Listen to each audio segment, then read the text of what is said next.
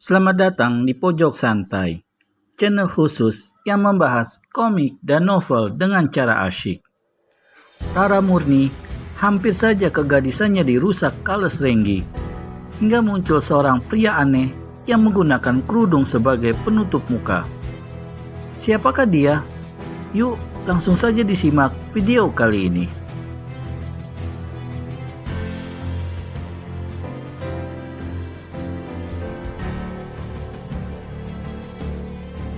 Bila Rara Murni memandang ke muka, maka di balik kerudung yang telah dibuka itu, ternyata laki-laki yang berdiri di pintu adalah seorang pemuda gagah berambut gondrong.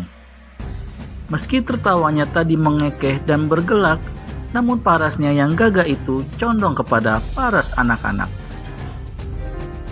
Sebaliknya begitu, menyaksikan tampang manusia di depannya, kedua mata Kales Renggi menyipit.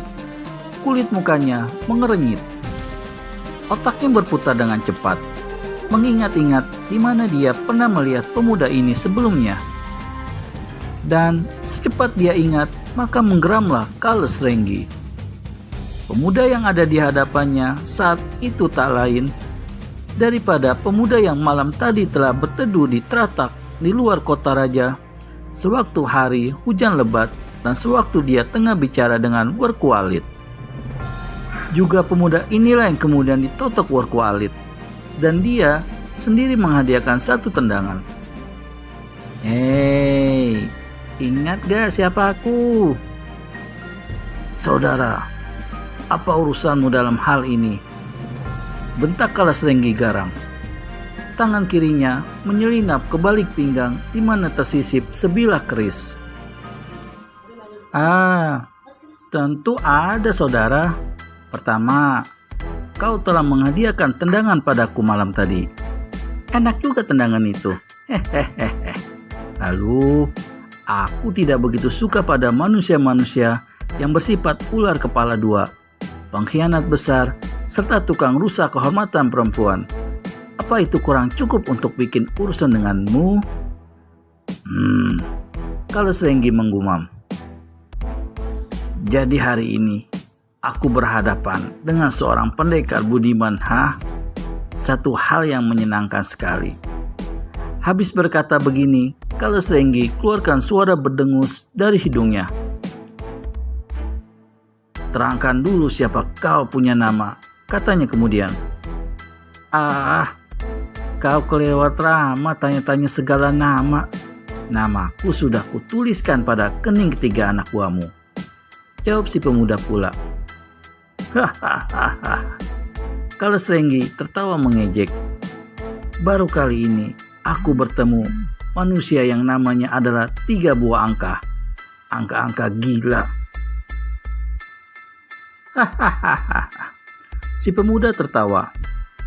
Angka-angka itu mungkin gila, tapi tidak segila pengkhianat macam kau, Kales Renggi. Kau sudah tahu namaku.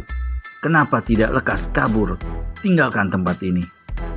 Apa? Kabur dari sini? Lalu kau teruskan maksud busukmu terhadap Tuan Putri Rara Murni? Aku tidak sebodoh dan sepengecut yang kau sangka, Kales Renggi. Kalau betul kau punya nyali, tahan ini, bentak Kales Renggi garang. Dengan satu lompatan cepat, Kales Renggi lancarkan serangan tangan kosong. Tapi serangan yang hebat ini dapat dielakkan lawan dengan mudah, bahkan sambil bersiul dan tertawa-tawa.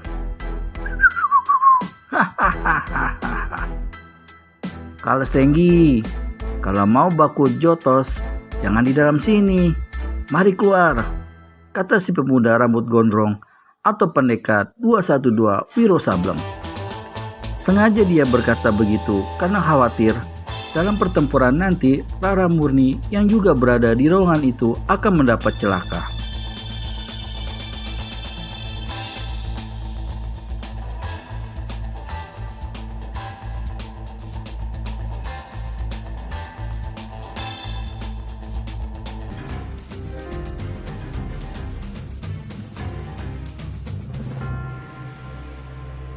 Tak usah banyak mulut. Kau harus mati disaksikan ketiga mayat anak buahku. bentas Kalasrenggi pula. Untuk kedua kalinya, kepala pasukan Pajajaran yang berkhianat ini menyerang lebih hebat dari tadi.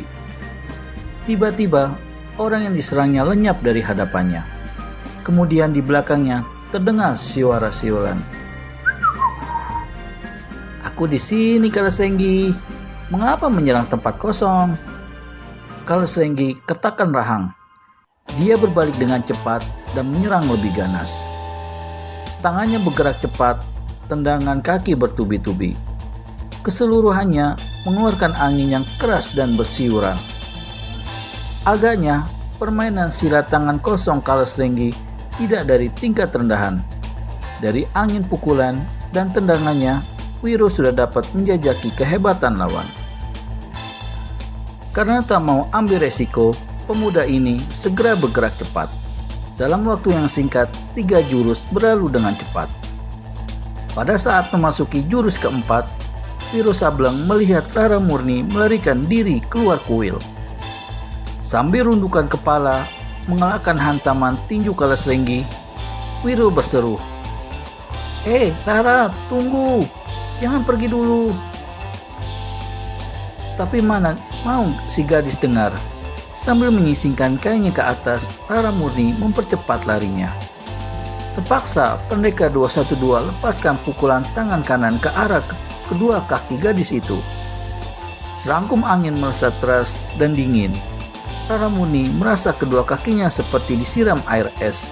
Kemudian kedua kakinya itu kaku, tak bisa lagi digerakkan. Larinya dengan serta-merta terhenti.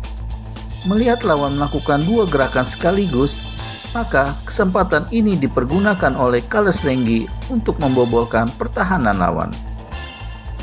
Tendangan kaki kanan dan tinju kiri kanan menyerang susul-menyusul ke tempat-tempat terlemah dari Wiro. Namun dengan membentak keras dan berkelebat cepat, ketiga serangan lawan dapat dikelit oleh Pendekar 212. Penasaran sekali Kalasrenggi memburu lagi dengan satu serangan berantai. Kali ini, pada saat tangan kanan Kalasrenggi memukul ke muka, Pendekar 212 sengaja menyongsong datangnya lengan lawan. Maka beradulah lengan dengan lengan. Kalasrenggi terpekik, tubuhnya terpelanting ke belakang sampai punggungnya menghantam dinding kuil. Lengan kanannya yang beradu dengan lengan kawan, dengan lengan lawan, kelihatan biru dan bengkak besar. Sakitnya bukan alang kepalang. Karena tadi Wiro melayaninya seperti acuh tak acuh, Kalasrenggi tidak menduga kalau kehebatan lawan demikian lihainya.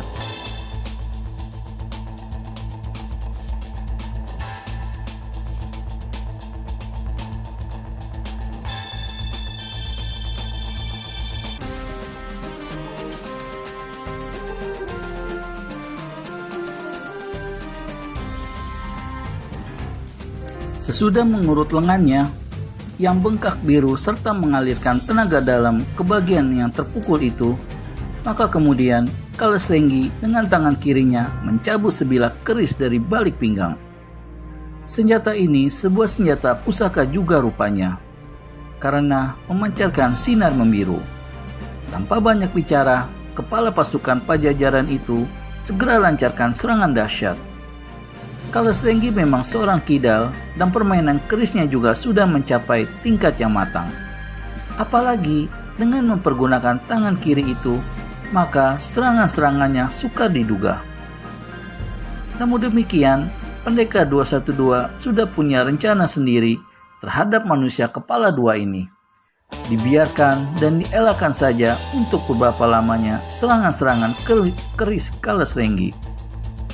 Kepala pasukan pengkhianat ini semakin gemas dan geram. Dipercepatnya gerakannya, namun tetap saja tiada mencapai hasil yang dikehendakinya. "Pegang senjatamu erat-erat, Kalasrenggi," kata Pendekar 212 memberi ingat. Kalasrenggi masih belum mengerti apa maksud ucapan lawannya itu. Bahkan dia sama sekali tidak dapat melihat dengan jelas gerakan kedua tangan Wiro.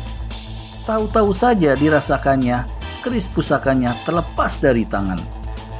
laki-laki ini mengeluarkan seruan tertahan, memandang dengan tak percaya pada tangan kirinya yang kosong. Wiro tertawa mengekeh dan melompat ke muka. Tangan kanannya terkembang seperti hendak mencengkram muka Kales Renggi. Yang diserang cepat merunduk dan berusaha menyodokkan lipatan sikunya ke perut lawan. Tapi kali ini Kales Renggi tertipu. Tangannya menyerang dan hendak mencengkram itu hanya gerakan palsu belaka. Tanpa dapat dikelit lagi oleh Kales Renggi, maka dua ujung jari tangan kanan Wiro meluncur ke rusuk kirinya. Mendadak, sontak detik itu juga tubuh Kales Renggi menjadi kaku tegang. Tangan dan kakinya tak bisa digerakkan lagi, tapi mulutnya masih sanggup bicara. Telinganya masih bisa mendengar. Demikian juga indera-inderanya yang lain masih tetap seperti biasa. Pendekar 212 sengaja menotok laki-laki itu demikian rupa sesuai dengan rencananya. Sambil tertawa-tawa dan garuk-garuk kepalanya yang berambut gondrong, Wiro memandangi Kales Renggi beberapa lamanya. Kemudian pendekar muda ini melangkah mendapatkan Rara Murni. Dilepaskannya totokan yang telah memakukan kedua kaki gadis itu. Rara Murni begitu merasa kakinya bebas, segera hendak lari, namun tangannya cepat dipegang oleh Wiro Sableng.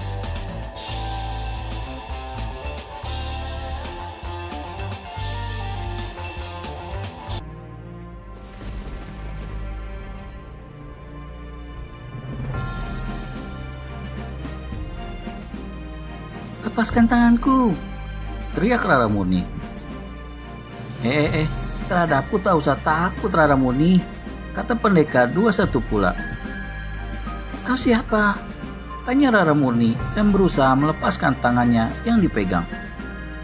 "Siapa aku itu soal nanti. Tapi apakah kau akan tinggalkan begitu saja Kales Renggi tanpa memberikan satu hukuman yang setimpal terhadapnya? Aku akan laporkan kejahatannya terhadap Sang Prabu. Pasukan kerajaan akan menyeretnya ke Pakuan. Dia pasti akan dibuang ke Pulau Neraka." Pendekar 212 tersenyum. "Kuil ini juga bisa menjadi tempat neraka baginya Rara Murni. Mari, aku akan tunjukkan cara yang bagus untuk menghukum pengkhianat dan manusia bejat macam dia." Dengan seutas tali, pendekar 212 mengikat kedua pergelangan kaki Kales Renggi. Kales Renggi yang saat itu meski tubuhnya kaku, tapi masih bisa merasa, melihat, dan bicara. "Rese, kau mau berbuat apa terhadapku?" Kau masih bilang rese, saudara," jawab pendekar 212 dengan tertawa.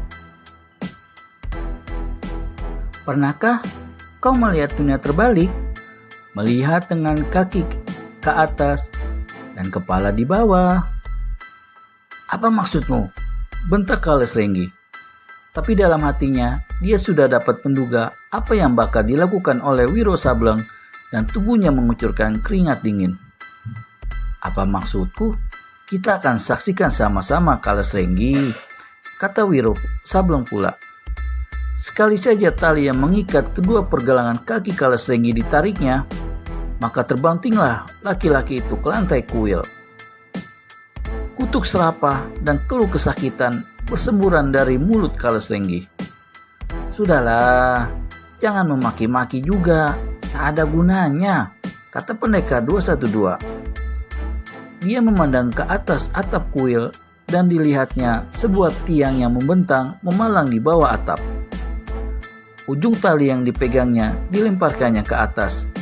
Bila ujung tali itu menjuntai ke bawah kembali, setelah terlebih dahulu menyangkut di tiang palang, maka pendekar 212 mulai mengerek badan Kales Renggi. Gelap dunia ini bagi Kales Renggi. Dalam tempo yang singkat, mukanya menjadi sangat merah karena darah yang mengalir turun memberati mukanya. Laki-laki ini coba meronta, tapi tubuhnya kaku tak bergerak. Hanya terbuai-buai saja, macam karung diisi pasir dan digantung. Yang bisa dilakukan Kales Renggi hanya memaki dan memaki tiada habisnya. dia menjadi letih sendiri. Pendekar 212 tertawa mengekeh macam kakek-kakek. Dia berpaling pada Rara Murni sebentar lalu bertanya pada Kales Renggi.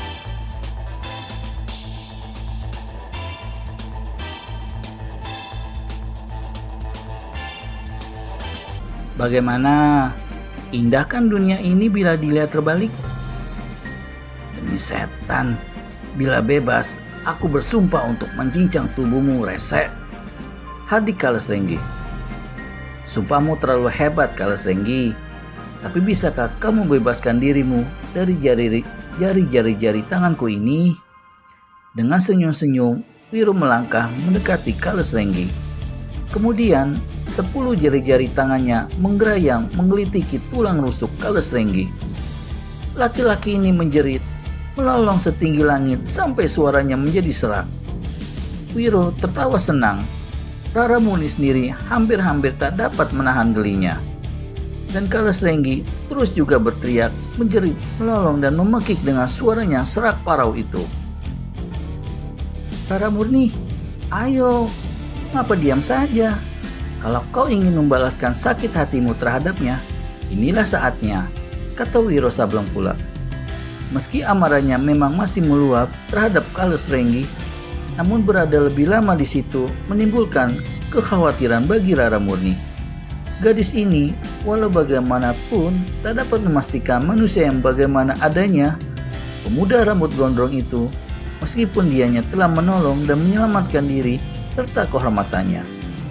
Karenanya, tanpa banyak bicara, menyauti ucapan Wiro Sableng tadi.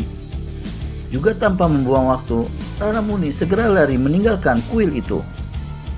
Kali ini, Wiro tidak berbuat apa-apa lagi untuk menahan Rara Murni. Diikutinya saja gadis itu dengan pandangan mata.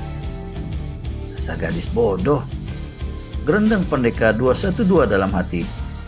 Dikira hanya kota raja dekat dari sini apa? Kemudian ketika Rara Murni lenyap di balik kelebatan pohon-pohon di lembah 5 Naluk itu, maka pendekar 212 segera angkat kaki pula, menyusul dengan diam-diam dari belakang. Bagaimana kisah selanjutnya? Rara Murni meski telah ditolong Wiro masih berpikir tidak baik kepada Wiro. Segera temukan jawabannya di video selanjutnya hanya di channel Pojok Santai. Segera subscribe dan tekan tombol lonceng untuk mendapat notifikasi video terbaru dari kami. Terima kasih dan sampai bertemu kembali.